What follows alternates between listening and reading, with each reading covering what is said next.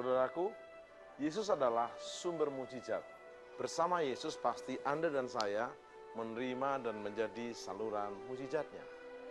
Tuhan Yesus tidak pernah berjanji hidup kita tanpa masalah. Yang namanya lautan pasti ada gelombang. Tuhan tidak berjanji kita hidup tanpa gelombang, tapi Tuhan berjanji kita mengatasi segala gelombang untuk mencapai pelabuhan tujuan akhir kita dimuliakan bersama Yesus. Tuhan tidak pernah berjanji langit tanpa mendung. Di balik mendung yang gelap ada sinar matahari yang sanggup menyinari dengan terangnya yang dahsyat. Saudaraku, biarlah hari-hari ini waktu Anda punya masalah, problem, persoalan, Anda tidak menjadi lemah dan putus asa, tapi Anda tahu masalah, sakit penyakit, kesulitan, tantangan adalah awal daripada mujizat. Waktu Musa di depan menghadapi laut Kolsom yang begitu dalam dan lebar, di belakang ada tentara Fir'aun yang mengejar. Sebenarnya itu masalah, maju kena, mundur kena. Tapi ingat, masalah adalah awal daripada mujizat. Dan Musa ke atas mengangkat tangan dan Tuhan turun tangan. Melalui program Miracle Service 60 menit ke depan, Anda akan menerima yang namanya mujizat. Sebab dalam Yesus selalu ada mujizat. Masalah boleh ada, mujizat sungguh nyata. Terima baik-baik firman Tuhan, ikut memuji Tuhan bersama kami, ikut menyembah Tuhan, dan imani baik-baik, bertobat dari dosamu, dan terimalah kesembuhan dalam segala hal. Mujizat sungguh nyata untuk Anda. Miracle Service untuk Anda sekeluarga bersama Yesus. Puji nama Tuhan, saya akan seri menyampaikan firman mujizat. Bukan hanya untuk Anda yang di sini, tapi juga untuk umat Tuhan dimanapun engkau berada yang mengikuti program ini. Firman mujizat hari ini judulnya Mujizat Kebangkitan. Katakan kebangkitan daripada anak kepala rumah ibadat. Agak panjang tapi saya ulangi. Katakan mujizat. Tangan gini, mujizat kebangkitan anak kepala rumah ibadat. Kira-kira kepala rumah ibadat itu orangnya rohani atau rohana? Rohani. Tapi toh dia punya masalah, anaknya sakit dan akhirnya mati. Mungkin Anda berkata, Pak, saya tidak punya anak dan tidak sakit. Atau punya anak saya nggak sakit. Oke, ini gambaran bahwa yang sakit terbaring sudah mau mati pun tetap bisa dibangkitkan. Katakan, yes.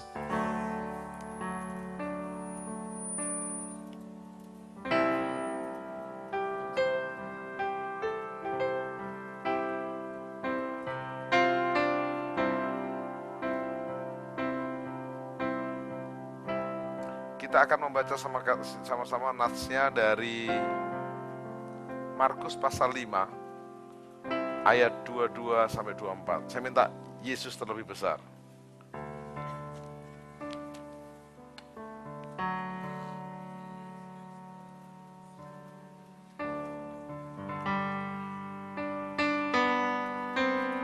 Yesus terlebih besar.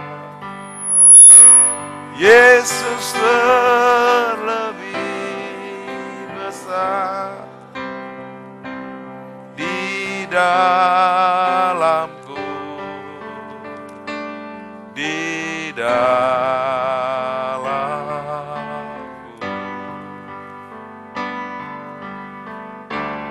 Yesus terlebih besar.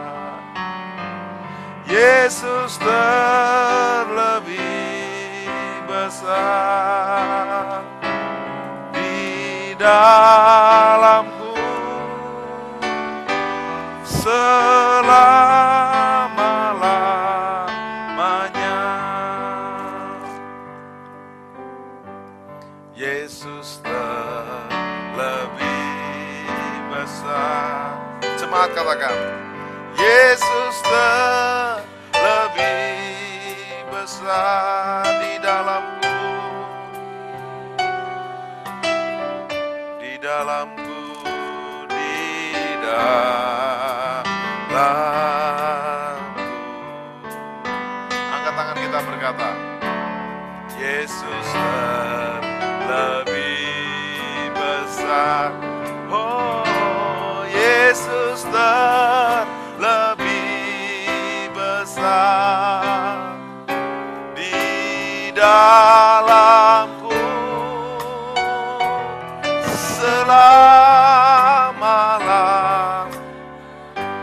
Tuhan, nyanyikan sendiri, katakan Yesus terlebih besar.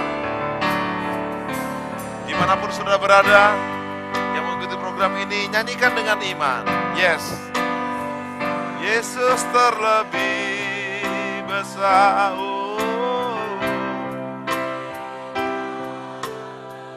Di dalamku, di dalamku,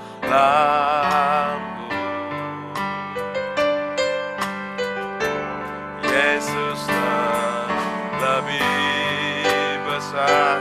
Oh, lebih besar di dalamku selama-lamanya. Yesus terlebih besar. Oh, Yesus terlebih. Jangan takut akan vonis dokter.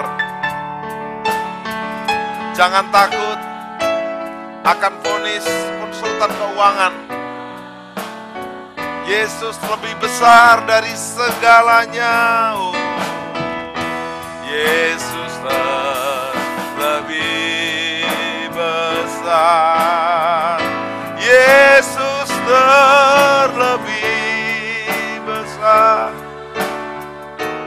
di dalamku.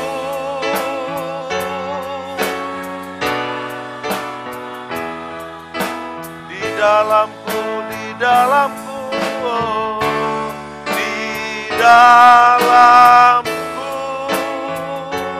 selama-lamanya. Katakan yes. Haleluya. Kita baca Markus pasal yang kelima, ayat 21 mulai. Yesus membangkitkan anak Yairus dan menyembuhkan seorang yang sakit pendarahan. Bagian ini saya share tentang yang anak kepala rumah ibadat Yairus.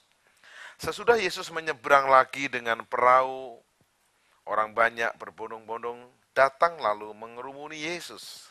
Sedang Yesus berada di tepi danau. Dua-dua umat Tuhan baca bersama saya. 2, 3. Datanglah seorang kepala rumah ibadat yang bernama Yairus. Ketika ia melihat Yesus, tersungkurlah ia di depan kakinya. Ada yang menarik jika orang punya masalah yang serius, punya problem yang serius, dia akan menjadi orang yang duarius. Akan menjadi berbeda kalau dia punya masalah itu biasa. Anaknya cuma mungkin batuk-batuk, panas dingin. Tapi anaknya terbaring lemah dan nyaris mati. Saudara, saya hampir setiap saat ketemu orang divonis dokter, nyawa tinggal 6 bulan, tinggal 2 bulan. Kemarin saya ada dilema setelah pulang dari doa pengerja, saya ditelepon oleh seseorang. Pak Tim, saya punya om divonis dokter, umurnya cuma tinggal 2 bulan. Dan ini sudah jalan sebulan, tinggal sebulan. Dan dia mau untuk dilayani. Cuma masalahnya saya baru pulang dari doa pengerja dan saya dijanji sama anak saya 2 untuk main bulu tangkis. Dan saya harus layani anak saya kan. Begitu sampai rumah anak saya bilang, "Papi, jadi ya main bulu tangkisnya?" Jadi saya bilang, kita mainnya nggak 2 jam tapi sejam saja ya. Dalam hatiku sejam lagi saya akan ke orang sakit itu. Oke, sejam saya bikin agak capek, biar lelah, udah bagus ini sejam. Dan saya pergi ke orang sakit. Saya menangis sama dia menangis. Saya hanya bilang sama dia, dokter boleh berkata 1 bulan lagi. Dokter nggak salah, memang dia sekolah untuk itu. Tapi jika Pak mau bertobat, terima Yesus, memberi diri baptis. Dia mau. Saya tahu mukjizat sudah mulai terjadi. Mukjizat mulai terjadi. Dan saya tantang sama Anda hari ini, apapun kata konsultan keuanganmu, apapun kata konsultan kesehatanmu, apapun kata konsultan keluargamu, gak ada harapan, gak ada masa depan. Yesus lebih besar di atas segala-galanya. Tepuk tangan yang lebih besar. Lebih besar lagi, katakan haleluya. Dia sungguh-sungguh tersungkur. Kenapa sih dia tersungkur?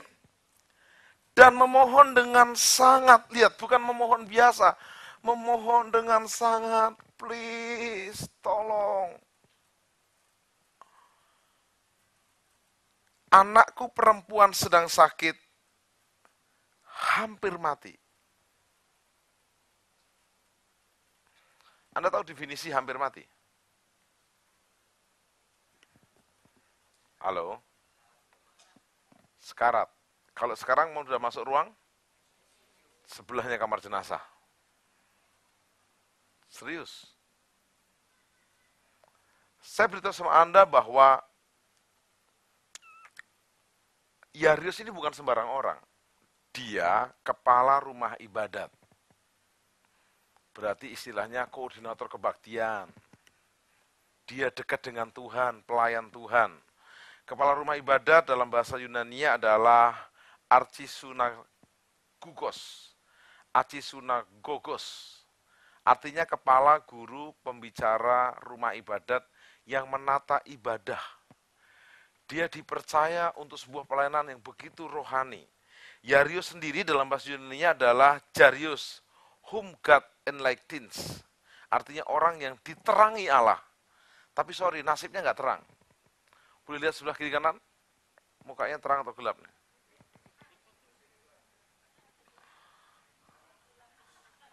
Maaf, soal terang dan gelap bukan soal suku. Bukan soal warna kulit. Tapi terang dan gelap soal kualitas hidup. Katakan Yesus dahsyat. Saya tantang Anda, namanya diterangi Allah. Tugasnya pemimpin rumah ibadat, tapi ada masalah. Artinya begini, walaupun kita mungkin anak Tuhan, pelayan Tuhan, kita sedang dalam pelayanan, tidak menutup kemungkinan kita punya masalah. Tuhan tidak pernah berjanji hidup kita tanpa masalah. Tapi Tuhan berjanji kita akan mengatasi segala masalah. Katakan haleluya. Tuhan tidak berjanji laut tanpa gelombang. Tuhan berjanji kita akan sampai kepada pelabuhan. Kadang kita tergeletak. Kadang kita jatuh. Tapi kita yang pegang tangan Tuhan akan bangun dan bangkit lagi. Kasih salam kiri kanan. Jatuh tapi tidak sampai tergeletak. Tuhan menetapkan musik langkah-langkah orang. Tepuk tangan yang hidupnya berkenan. One, two, three. Apabila ia jatuh tak sampai tergeletak, sebab Tuhan menopang tangannya, tangannya,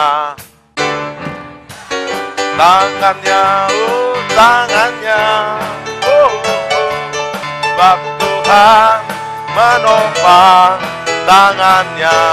Apabila saya jatuh tak sampai tergeletak, sebab Tuhan menopang tangannya. Lambaikan tangannya.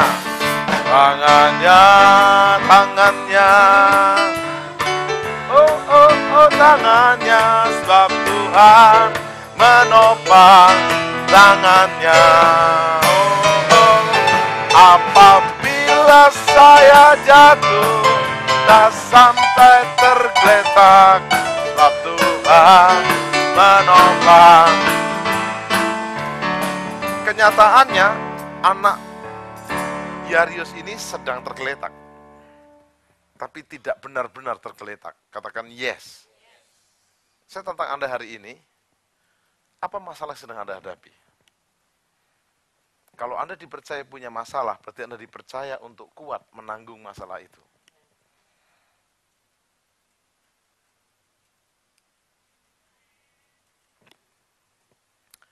Waktu kecil saya pernah sakit panas tinggi.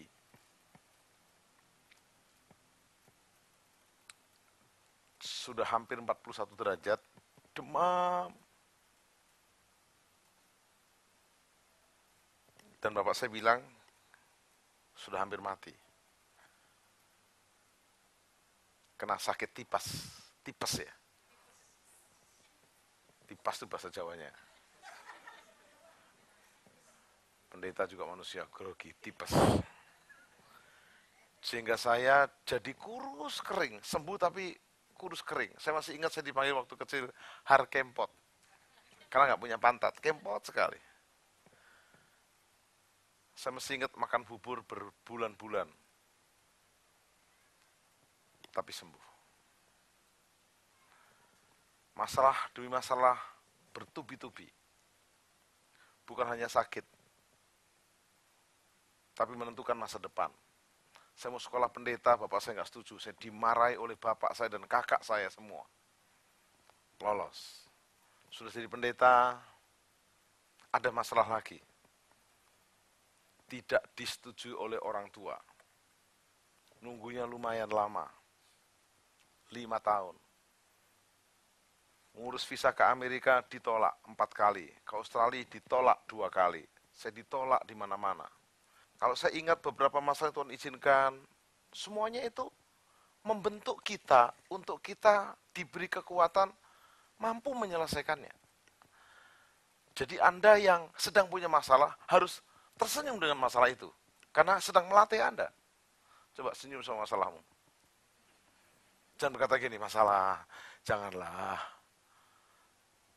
Yario sedang menghadapi masalah. Dia bukan hanya sedih karena anaknya sakit, dia juga malu. Jangan-jangan Yaris ini munafik, sehingga anaknya sakit. Itu lebih sakit daripada dia mengalami anaknya yang sakit. Belum rintihan anaknya. Belum harta yang sudah habis untuk pengobatannya.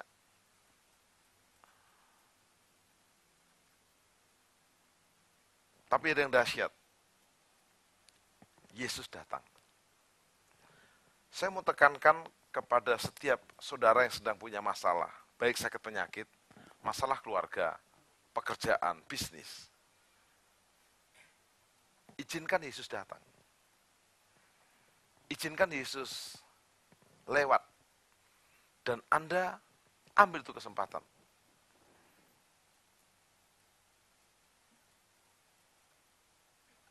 Setuju atau tidak? Masalah itu sedang datang silih berganti. Tapi ketahuilah, masalah itu diizinkan untuk melatih kita. Coba kita lihat bangsa Israel. Keluar dari Mesir begitu fantastis. Laut terbelah. Gunung batu keluar air. Langit turun roti. Bosan roti turun burung puyuh. Sangat lengkap. 40 tahun tidak pernah ganti kasut. Tidak pernah rusak kasutnya. Bajunya juga tidak pernah rusak. Masih ingat Pak Haryo gimana? Sebentar-sebentar kalau orang Indonesia shopping lalu kencing. Kalau perjalanan. 2 juta orang tuh kalau kencing di mana? Dan cara komandonya gimana? Ternyata dahsyat. Cukup ada tiang awan di atas. Orang bergerak. Tiang api bergerak. Kalau siang ada tiang awan sehingga tidak panas. Malam tidak kedinginan ada tiang api. Tetapi begitu mereka sudah masuk tanah perjanjian, yang dihadapi adalah musuh. Orang-orang Kanaan yang nggak gampang untuk ditaklukkan secara perhitungan daging. Saya beritahu sama Anda, dengar, dari 12 orang pilihan yang dilatih, terpilih, mereka 10 orang berkata, nggak mungkin. Mereka lupa, Amalek pernah dikalahkan. Mereka lupa, Yeriko diruntuhkan. Saya beritahu sama Anda, dan 10 pengintai itu membuat seluruh Israel ketakutan. Dan akhirnya mereka berkata, Lebih baik kembali ke Mesir. Kan aneh, sudah hampir sampai, nyaris menginjakkan kaki. Tuhan akan berperang bersama mereka. Lebih baik ke Mesir, dan Tuhan izinkan kembali ke Mesir. Dan mereka mati di padang gurun. Dan yang masuk tinggal 2 orang. Saya nggak mau, saudara, di sini yang masuk kerajaan surga cuma 2 orang. Semua harus masuk. Kasih salam dong, semua masuk. Semua masuk. Katakan yes. Katakan haleluya. Ku berjalan ke Kanaan. Ku berjalan ke Kanaan. Ku berjalan ke Kanaan. Ku berjalan sampai ke Kanaan. Pujilah Tuhan. Tepuk tangan dong. Selama-lamanya. Pujilah. Pujilah Tuhanku. Dia baik buat saya. Pujilah Tuhanku. Selama-lamanya. Ku tak dapat balas cintanya Tuhan.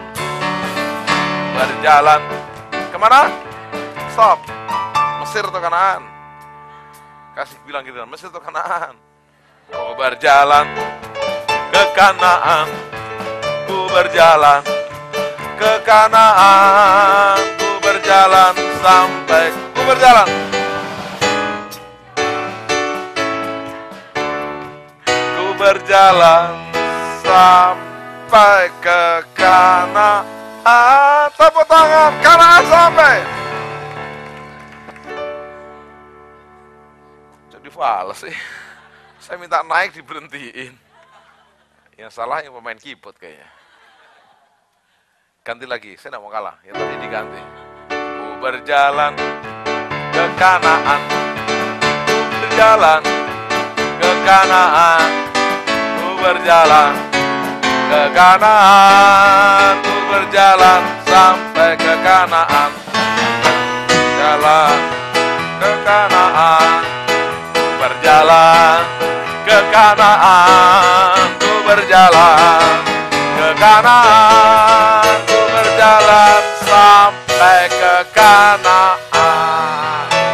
Ingat loh, ke Kanaan, bukan ke kanak-kanaan, lain lagi itu. Halo nak.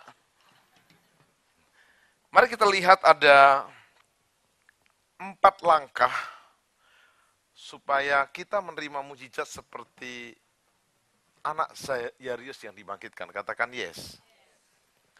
Anda harus tahu nama daripada Yarius ini disebut hanya oleh Markus dan Lukas, tapi tidak oleh Matius. Tugasnya ialah memimpin ibadah di sinagoge. Sinagoge itu ya kalau di Indonesia kayak semacam tempat ibadah kecil. Karena di Yerusalem hanya ada 1 bait suci. Ya. Lalu di tempat sinagoge itu orang-orang datang beribadah, kepala rumah ibadat menentukan siapa yang mimpin pujian, siapa yang baca Alkitab. Lalu apa yang menarik di sini adalah Yarius tetap melakukan tugasnya sebagai pemimpin rumah ibadat. Coba cek di Alkitab. Karena kecewa maka Yarius minta cuti 2 tahun.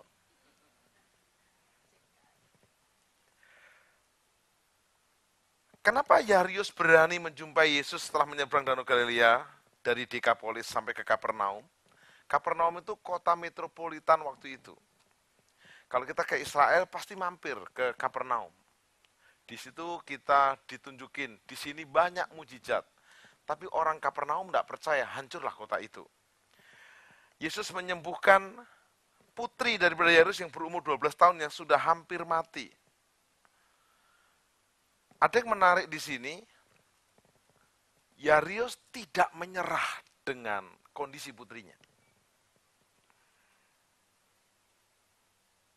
Adakah bisnismu sudah hampir mati? Adakah pekerjaanmu sudah hampir mati? Mau di PHK mungkin, mau diberhentiin, mau dipindah mutasi ke tempat yang aneh. Atau Anda punya keluarga hampir mati. Anda punya pengharapan, mimpi hampir mati. Saya tanya, hampir mati sudah mati belum? Kasih salam kiri kanan. Hampir mati itu belum mati, bro. Bro, gitu kan. Katakan haleluya. Belum mati, belum. Nah, mari kita lihat ada 4 langkah dari pelajaran mujizat anak Yairus yang hampir mati dibangkitkan. Yang pertama, ayat 22 pasal 5. Datanglah seorang kepala rumah ibadat yang bernama Yairus. Ketika ia melihat Yesus, tersungkurlah ia di depan kakinya. Pak William sini, Pak William. Bapak jadi Yesus, saya jadi pemimpin rumah ibadat. Semoga kamera bisa lihat. Ini Yesus, agak sipit sedikit Yesusnya. Yesus dari Sunter. Apa yang terjadi saudara? Saya kepala rumah ibadat. Yesus anak tukang kayu. Yesus bukan kepalanya rumah ibadat. Tapi dia tidak mempertahankan harga dirinya. Dia tersungkur. Coba saya baca ulang pelan-pelan ya. Ayat yang ke-22. Tersungkurlah ia di depan perutnya. Betul? Di depan kakinya. Kamera bisa lihat? Tersungkurlah ia. Tenang aja, kenapa grogi? Tersungkurlah kepala rumah itu di depan kakinya. Bayangin saudara. Gimana perasaan Pak William kalau saya begini? Dahsyat. Tepuk tangan dong. Sebuah keseriusan yang nggak tanggung-tanggung. Dia tidak mempertahankan egonya, dia tidak mempertahankan harga dirinya. Kepala rumah ibadat, men. Mungkin udah PDM kali. Ini PDP aja belum. Yesus belum PDP maksudnya. Dia kepala rumah ibadat. Tapi dia tersungkur.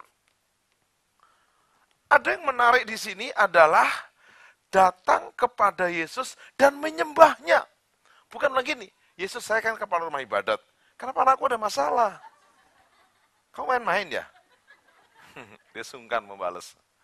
Terima kasih Pak William. Tepuk tangan buat Yesus kita. Kurang dasar tepuk tangannya. Oh. Datang dan sujud menyembah. Bukan datang dan komplain. Tuhan, sesungguhnya saya protes besar. Saya protes berat. Datang dan menyembah, katakan yes. Apakah hari-hari ini Anda datang dengan penyembahan atau datang dengan omelan? I worship you, Lord. Katakan yes. Katakan yes. Here I am to worship. Here I am to bow down. Here I am to say You're my God. You altogether lovely, altogether worthy, altogether wonderful to me. Katakan yes. Datang sujud menyembah. Hadiratnya turun. Katakan haleluya. Langkah yang kedua ayat 23. Dan memohon dengan sangat kepadanya. Lihat, bukan bilang ini, tolong dong, tapi memohon dengan sangat. Please, help, tolong. Anda bukan hanya serius datang sujud kepadanya, memohon dengan sangat. Sebuah kesungguhan hati yang nggak bisa ditawar-tawar. Memohon dengan sangat. Nah, hari ini untuk persoalan yang sedang kau hadapin, kau cuek-cuek bebek, atau kau serius?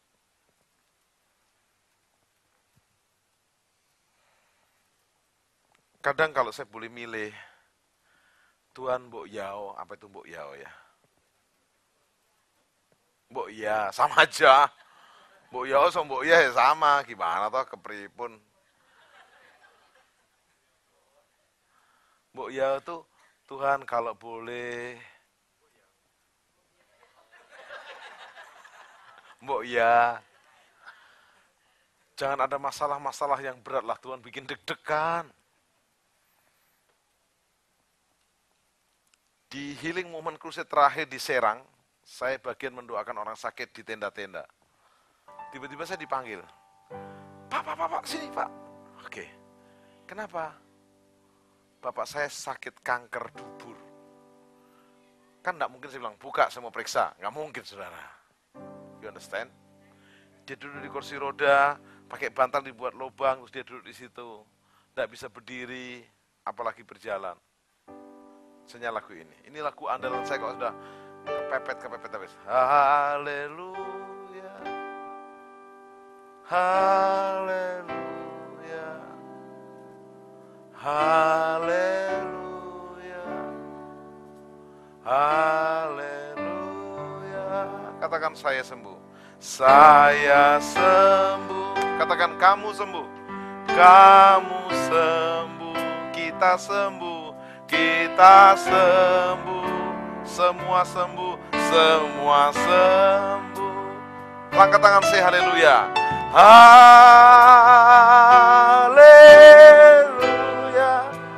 Cukup? Saya bilang haleluya, saya peluk dia, saya nangis sama dia. Saya bilang gini, kok Cik, boleh gak papi tak suruh berdiri? Jangan Pak Tim, dia gak bisa. Gak, coba aja. Ya boleh, mau berdiri. Coba Pak, saya tak naik di kursi roda Bapak dorong, didorong, kamera datang, disuruh masuk, heboh saudara, sembuh. Itu antara dia sembuh atau kaget, saya nggak tahu.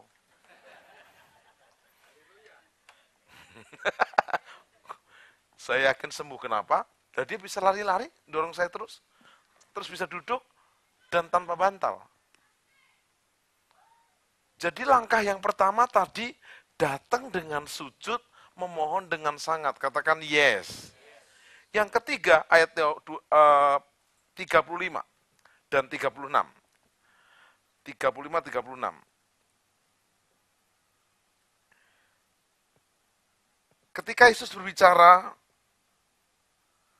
Ketika Yesus masih berbicara, datanglah orang dari keluarga kepala rumah ibadat itu dan berkata, anakmu sudah mati, apa perlunya lagi engkau menyusah-nyusahkan guru?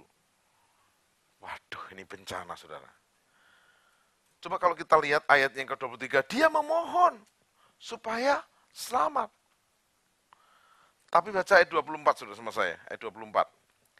2, 3. Lalu pergilah Yesus dengan orang itu, orang banyak berbondong-bondong mengikuti dia, dan berdesak-desakan dekatnya. Yesus tidak langsung jawab. Dia memohon dengan sangat di ayat 23, dikatakan memohon dengan sangat, berarti anakku perempuan sedang sakit, hampir mati, datanglah kiranya, letakkan tanganmu ke atasnya, supaya ia selamat dan hidup. Lalu pergilah Yesus. Orang berbondong-bondong. Dan akhirnya di ayat berikutnya, ayat 35, ketika Yesus masih berbicara, datanglah orang dari keluarga kepala rumah ibadat, mungkin dari ruang ICU berkata, anakmu sudah mati. Apa perlunya lagi engkau menyusah-nyusahkan guru? Sudahlah, sudah dead. Sudah mati. Meninggal dunia. Waktu keluarganya berkata, kita akan masukkan koran. Jangan dulu. Katakan Yesus dahsyat. Kita baca 36. Tetapi Yesus tidak menghiraukan perkataan mereka dan berkata kepada mereka, dan berkata kepada kepala rumah ibadat, jangan takut, percaya saja. Bilang kiri kanan dong, jangan takut men. Sebelumnya kalau jangan takut woman, percaya saja. Saat ku tak melihat jalanmu, saat ku tak mengerti, ini kasetnya dipercaya, mengerti rencanamu, namun tetap ku pegang janjimu, pengharapanku hanya padamu. Angkat tangan. hatiku percaya,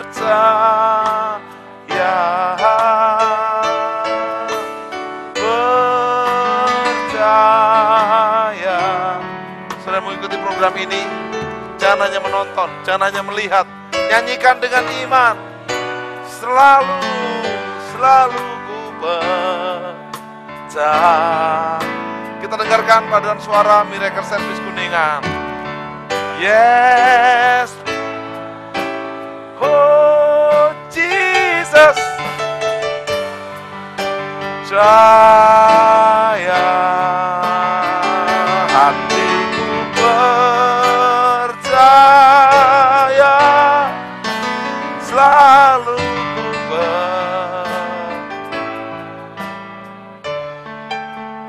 Yesus tidak menghiraukan perkataan orang-orang itu yang sudah membuat pernyataan di koran rumah duka, mensiarkan radio. Kabar keluarga telah berpulang, putri seorang anak kepala rumah ibadat. Gak peduli Yesus. Jangan takut, percaya, katakan yes. Siapa yang pernah takut angkat tangan? Yang tidak angkat tangan sudah takut angkat tangan. Anda takut itu normal. Katakan normal. Tapi Anda takut setiap hari itu kesalahan. Lalu Yesus tidak memperbolehkan seorang pun ikut serta kecuali Petrus, Yakobus dan Yohanes, saudara Yakobus. Mereka tiba di rumah kepala rumah ibadat itu.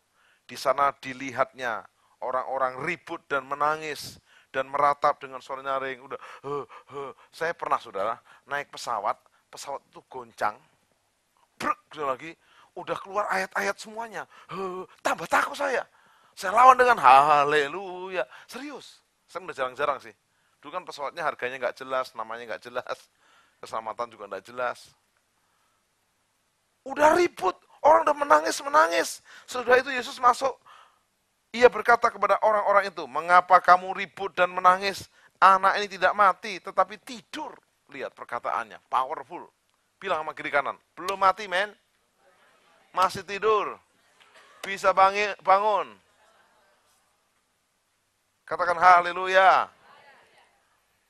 Tetapi mereka mentertawakan dia. Diketawai. Berapa banyak kadang imanmu ditertawakan.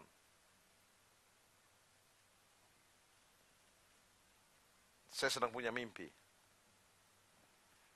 Anda boleh mentertawakannya, tapi kayaknya tidak. Apa? Setiap orang yang mengikuti program Miracle Service bertemu Yesus dan disembuhkan sakitnya, dipulihkan keluarganya. Saya sedang punya mimpi Miracle Service bukan hanya di Jakarta, di Jogja, di Palu, di Papua, ada di Kalimantan, Sumatera, Sulawesi, Maluku Ambon, Nusa Tenggara Timur, Bali, Nusa Tenggara Barat, Timur kalau perlu, Papua Nugini kalau perlu, Mesir kalau perlu Pak Haryo. Ada tertarik untuk ke Mesir?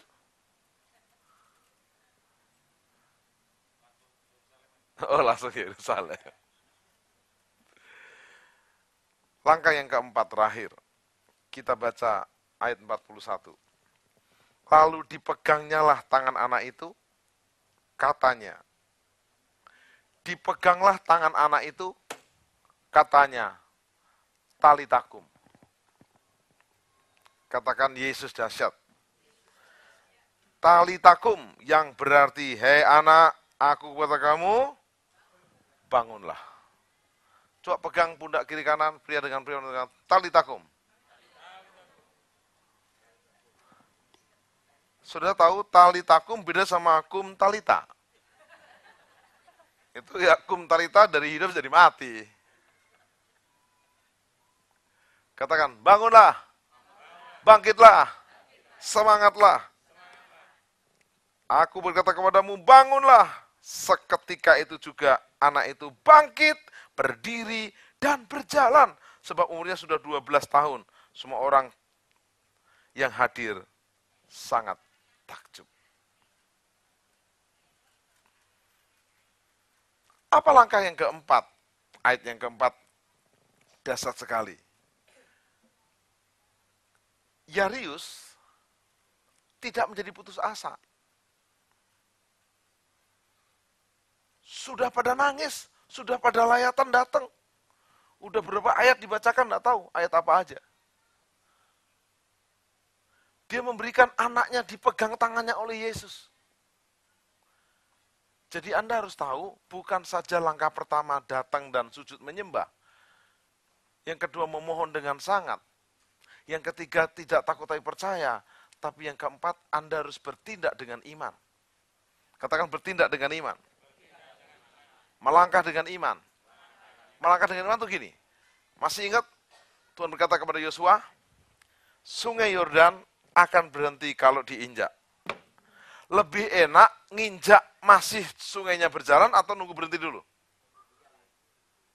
Tuhan, kalau berhenti dulu gimana? Itu persoalannya. Tapi kata Tuhan, injak dulu. Melangkah dengan iman. Nah, saya ajak Anda, yuk yang belum punya pekerjaan, jangan begini. Saya nunggu Pak.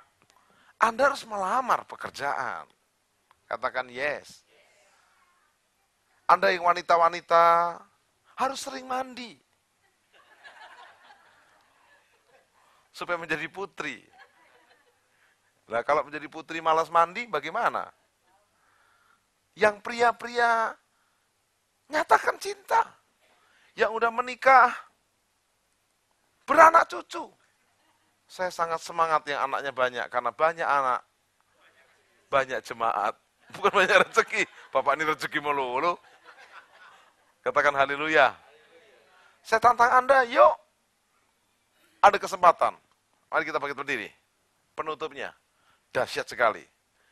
Dengan sangat ia berpesan kepada mereka, supaya jangan seorang pun mengetahui hal itu. Lalu ia menyuruh mereka memberi anak itu untuk makan. Benar-benar hidup. Yang dahsyat apa? Semua orang yang hadir sangat takjub memuliakan Allah. Saja Anda hari ini, yuk muliakan Allah dalam segala perkara. Apa yang sedang hampir mati dalam hidup Anda? Belum mati kok, baru tidur. Bisa dibangunkan, bisa dibangkitkan. Katakan yes. Saudaraku, Tuhan Yesus tidak pernah berubah. Baik 2000 tahun lalu, hari ini, dan sampai selama-lamanya. Setelah melalui program Miracle Service ini, Anda menerima lawatan, menerima mukjizat, dan menerima perubahan hidup. Jangan berhenti di sini, ini belum selesai, ini baru mulai. Beri dirimu dibaptis menjadi murid Yesus, setia beribadah dan melayani Dia. Ingat, bersama Tuhan Yesus Kristus, Anda bukan hanya terima, tapi Anda juga menjadi saluran mukjizatnya. Mari bergabung dalam program Miracle School di mana Engkau berada. Bahkan Anda boleh melayani bersama-sama. Anda boleh menghubungi kami untuk konsultasi, boleh menghubungi kami untuk bersaksi. Nama Tuhan dipermuliakan oleh hidup Anda dan saya. Dengar, bersama Yesus, Anda pasti terima mukjizatnya dan menjadi mukjizatnya. Salam Miracle Service.